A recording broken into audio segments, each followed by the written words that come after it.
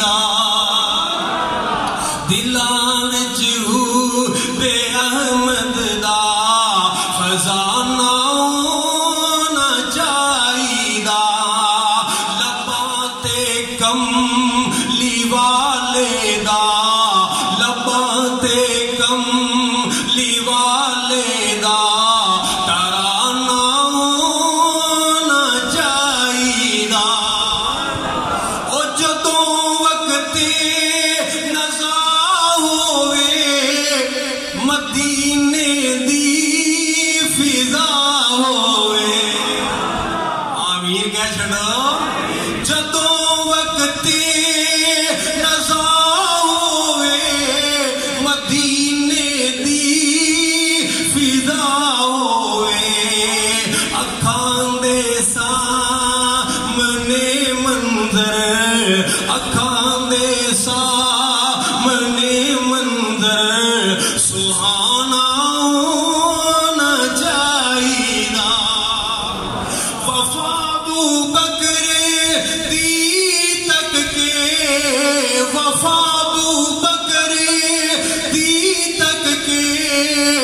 زمانہ اے ہو کہندا اے ہو جے یار لئی انجدا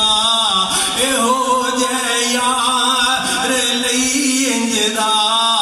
یارانہ ہونا چاہیدا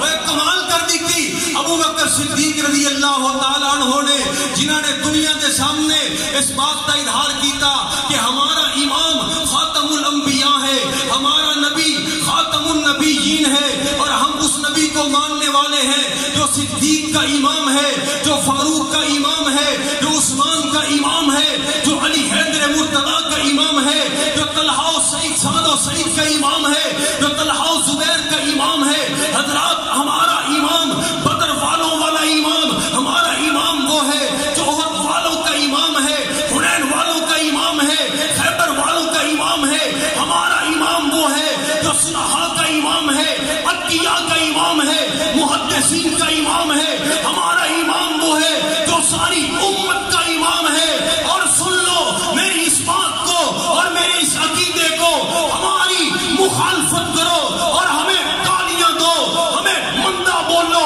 پابند سلاسل کر دو تختہ تار پہ لٹکا دو ہم اس بات کا اظہار کرتے رہیں گے کہ جو امام پوری امت کا ہے وہی اہل سنت کا ہے جو امام صدیق کا ہے وہی امام آج کے اہل حدیث کا ہے نعرہ تکبیر حضرات میں آخری بات عرض کراؤں